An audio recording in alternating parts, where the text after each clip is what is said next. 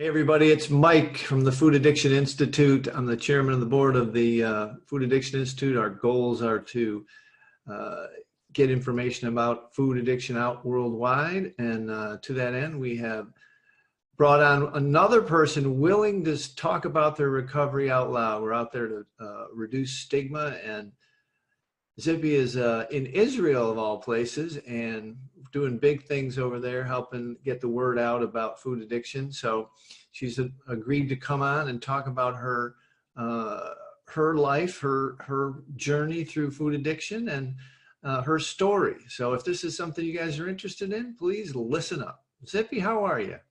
Oh, I'm really good. How are you, Mike? It's so good to see you, and it's great to be here. Well, it's glad to have you. Why don't you just start from the beginning, tell your little story, tell your story of how this all started, or how, you evolved into understanding that you were dealing with food addiction, and how you saw what happened, and what it's like today. Okay, well, first of all, as long as I can remember myself, I had a fatal attraction to sugar. That's what I call it, because there was never any amount of candy that I ever received that really satisfied me. Whenever I got, let's say a treat from my parents or from some kind of a member of the family or at my grandparents, whatever it was, I would have to finish it immediately. It didn't matter how much it was, and I always wanted more. And Right. even from before the time that I have my own memories, my mother tells me how I would, really always be in the sugar. My sister and brother say they never wanted to hold my hand because I had jam hands. I always had sticky hands. But I think that my addictive eating really took off after I was married and when I started having children. Until then, I was very active and real food didn't interest me so much. Yes, I liked junk food and stuff, but somehow things were under control. And once I was married and a young mother with small children, we talk about addiction being a chronic disease that advances with time. And I can tell you that that's certainly true with me. By the time I was 32, I had 3 small children. I was very overweight. I'm a nurse. I was working in a health clinic. I could, I knew as much about nutrition. Well, maybe not as much as a dietitian, but I certainly knew a lot. And I certainly knew better than to do what I was doing, which was eating absolutely uncontrollably, 24/7, just copious amounts of food and full trays of cakes and brownies. And I just couldn't stop. And I knew the caloric, the amount of calories of every single chocolate bar I put in my mouth, and I just couldn't control myself. And knowing what I know, and as my profession, you can see if I chose to learn nursing, then obviously health and healthy lifestyle is something that's very important to me. It really, really was a huge source of distress and shame and self-hate. Really, I just really thought something is very, very wrong with me. And then at some point, I met a doctor who introduced me to the idea that some people are addicted to food like drug addicts and alcohol addicts are addicted to alcohol. And it absolutely it just took with me. I said, that's me. I'm a junk food junkie. That's me. Right. And then once I understood that, it made me start looking for different solutions that I'd looked for until then. Because until then, I was just looking at the standard diet programs, count calories, Weight Watchers, acupuncture on my ears. Nothing ever really helped. There was one time I managed to lose 7 kilos. That's like 15 pounds or something. And I gained it back quite quickly. So, and worse even than I think the weight, and this is something that I didn't realize at the time, was how miserable I was. Like on the outside, even when I was fat, I looked like a woman who's very optimistic, always laughing, always happy. And in this side, I was just this volcano of frustration and self-loathing. And I was actually quite miserable and hiding and cheating. stealing food. So it was really not a pleasant thing. So once I started looking for the solutions, I went to a 12-step support group, and it took, and I became recovered. Now, here's the important part of the story, because after about 10 years of not having sugar, no flour, losing over 20 kilo, which is about 50 pounds, I think. And I was, missed 12 steps. I was sponsoring and I was doing lots of stuff, but I didn't know what I know today about how addiction works in the brain and physiologically. And what happened was I, started slipping and sliding, and what they say in the addiction world, I went out. And for a full year, I went back to eating addictively and uncontrollably, as if I hadn't been one day in that support group. Wow. And what happens is that when you know you're an addict and you know you're using, which a lot of people who have a problem with weight, and they don't realize that they also have a problem with addiction, that here I knew already, it is a most demoralizing time, and I really suffered very badly, and it was very hard for me to get back. But about a year after I had left, I went back to the 12-step rooms of this support group, and I became abstinent again from sugars and flours and other foods that I know are addictive for me. And I had gained back 10 kilos for the 22 that I had lost. I gained back, so I lost 5 of those, and 5 stayed on as a souvenir of that time, which is something that is known that happens, that, with yo-yo dieting, when you lose weight and you gain it back, and then you lose again, many times the baseline will go up, and it will be very difficult to go back to that original place. So, and then what happened was, that was about 12 years ago. And then about 5 or 6 years ago, I started learning about the idea that there are professional food addiction treatment, treatments that outside the 12-step rooms, that are not peer support, that are professionally treated. And this really, in a way, was an eye-opener for me, because I realized that at the time, it almost didn't exist in Israel. And I said, I want there to be this option of professional food addiction or sugar addiction treatment in Israel, so that if somebody doesn't connect with the 12 steps, or it's not working, whatever it is they're doing is not working, that they have somebody who's professionally trained who can help them. Nice. And I started learning about sugar addiction and food addiction, and how food affects the brain and our moods and our thinking, and not just not just how much weight we gain and lose. And it just blew my mind. I think that, for example, if I knew about addiction during that year when I relapsed, if I knew then about how, addiction works in the mind, what I knew now, I'm sure that period would have been much shorter, much less intense, and much less harmful to me. I have no doubt about that. Wow.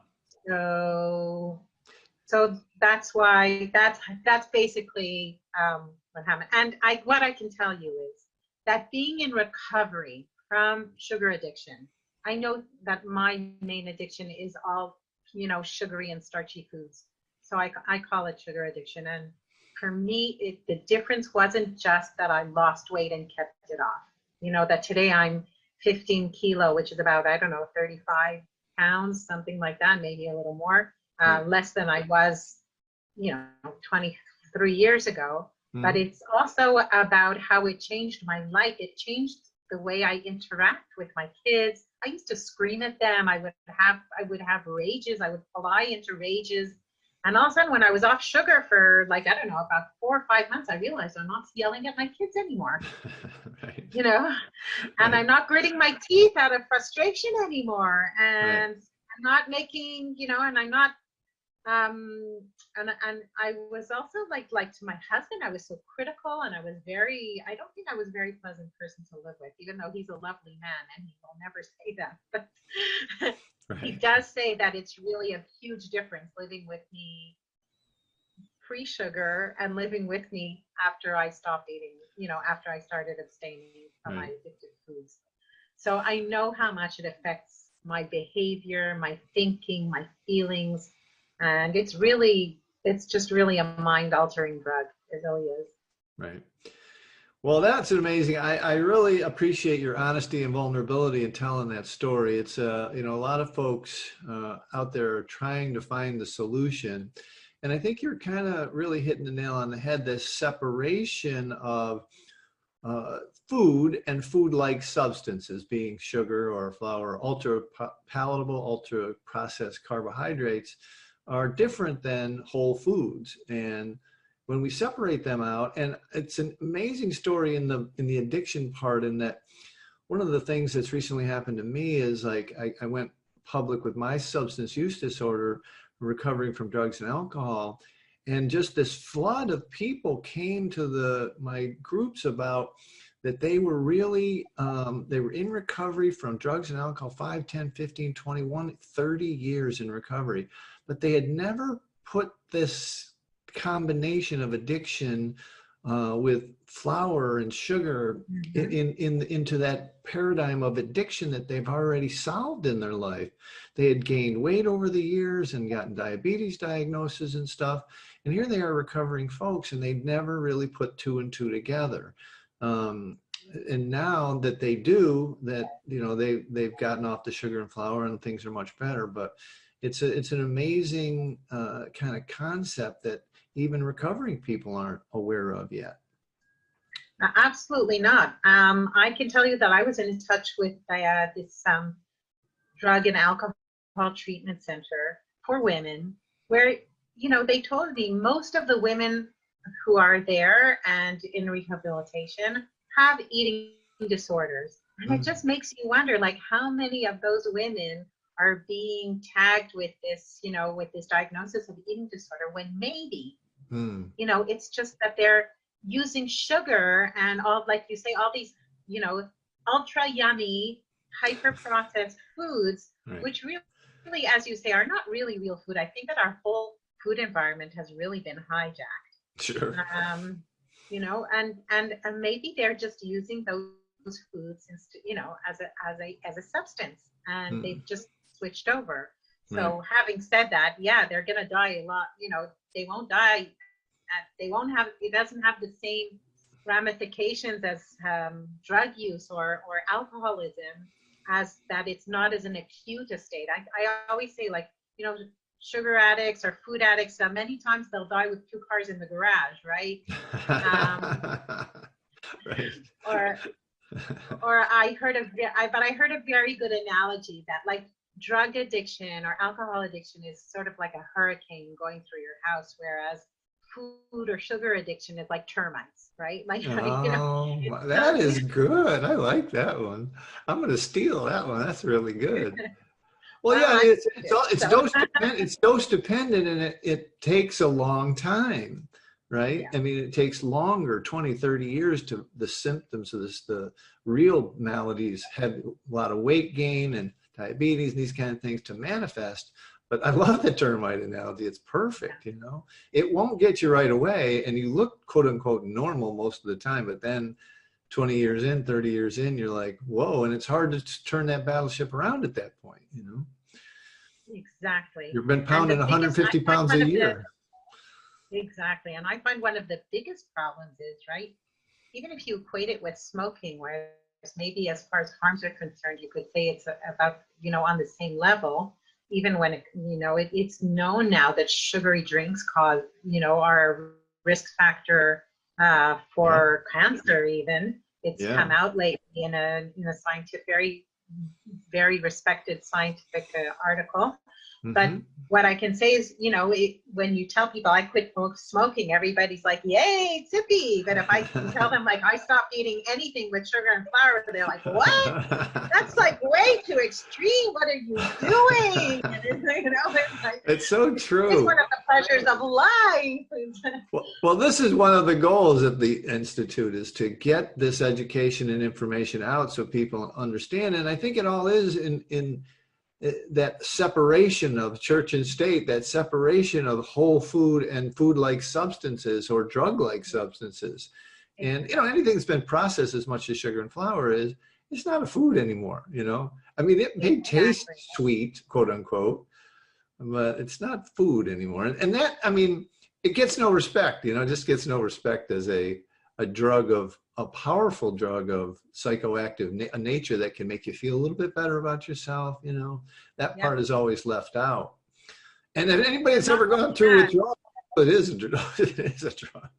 and not only that, it's something that's not only is it legal, but now, I mean, like I'm saying to myself, like, why is it okay to have candy at the cash counter of a shoe shop, know, or of a store that sells shoes? I'm sure it happens in the States as well, but that's what happens Sure. here, here in Israel, and it's been taken completely out of context. Our food environment has become very toxic and very obesogenic, and Right. also very, some I recently was at a eating disorder center that uses the addiction model to treat, Mm. and called Milestones in Florida.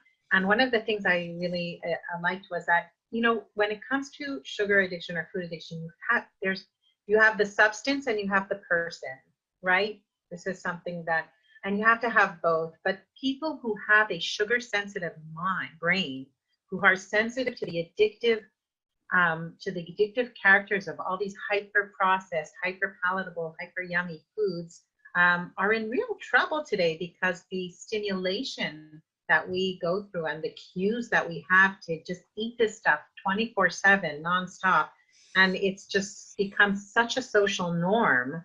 Right. That it's actually overtaken. Like, people don't really eat real food anymore.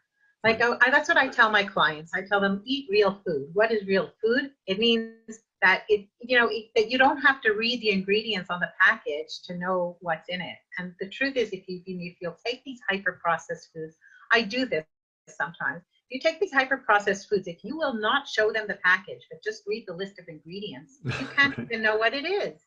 Right. Right. Right? So it's really Ingredients list at all, you don't need to eat it. right. So that's I definitely think that but having said that, it's very, very important to remember that when we're talking about addiction, it's not just about the substance. It's Mhm. not just about the food. I mean, yes, you have to stop eating. We all need to eat, but we don't need to eat everything. And we don't need to eat substances that we are addicted to, that trigger uncontrolled eating. And this is what I say. But having said that, just like in in every addiction, you have to find the support systems and the ways how to live your life without the substance, right? Mm. And then What would it's you really tell, important to get what would you tell support, whether folks? it's professional help or community or 12 steps or whatever it is. Right. What would you tell folks? A lot of folks see this in hindsight very clearly, you and I and people that have been through this, but the newer folks, the folks that are looking at this, they're thinking to themselves, and the main question I always get is, do I have to do this for the rest of my life? And this is scary to folks because of what you mentioned, the enculturation. People, it's such part of society and parties and celebrations and just everyday life, and it's very socially acceptable. And it's the explosion of the information about the brain science. We know now that it is affecting the brain, but people are worried that they have to give up, quote unquote, their treats for the rest of their life. How do you square that with folks when you're talking to them and trying to not convince them, but at least share your story about how it worked for you? Well, I try, first of all, I always say to people, first of all, for me, I know that for me, yes, that is the truth. I know that if I want to have a happy life, rather than this like uncontrolled chasing after some like pleasure from food, which actually I don't even get anymore, because obviously my brain has been damaged enough that I don't even get that pleasure from the food anymore. Mm-hmm. So, but not that I don't enjoy my food. I love my food that I eat today, but it's a balanced enjoyment. Yes, it's not like this crazy high like it was before. Mm-hmm. And so I know that for me, yes, that is true. I know that my brain is so sensitive that I cannot have those foods that I am addicted to that trigger that uncontrolled eating. But I usually tell people who do that, I say, like, why are you even thinking about that, right? Just try it. Try to go off for a month, 2 months, 3 months. See how you feel. Yeah. You might feel so much better that you won't even want to go back, right? Exactly. And I also think that, you know, and this does come from the 12-step world of like one day at a time. Mm-hmm. I find that a very useful thing. I say, like, you know what, try it for now, you know, and people ask me, they say, so what, you're never going to have a piece of cake again for the rest of your life? And I tell them, I don't know if I'm going to like cross the street tomorrow and like get to the other side, you know. I don't know what I'm going to do and what I'm not, what's going to happen and not going to happen 20 years from now. I know that for today, it gives me a much better, happier, healthier, balanced, serene, free life when I give up on that momentary pleasure of putting some treat in my mouth. And for me, it's worth it. It's worth it. It really did change my life. I was a woman who was in a way like living two lives. I was like this this outer persona that I had built, but on the inside, I was really not really there. I just wasn't there for a large portion of my life, and I wasn't present. And I want to be there. And also, you know, I want to be happy, and I have 2 grandchildren now, and I want to be able to play with them on the floor, and I want to be able to be around when they grow up, and I want to be able to hike. I love hiking and nature, and I want to be able to do these things. And for me, it's definitely worth it to give it up. So nice. Great answer. That's so true. I mean, you got to be, the life you're looking forward to has to be a lot better than the life you're leaving. Absolutely, yes. But I can say there is a transition period that you have to go through. And it's good to be prepared for that and be willing to go through that.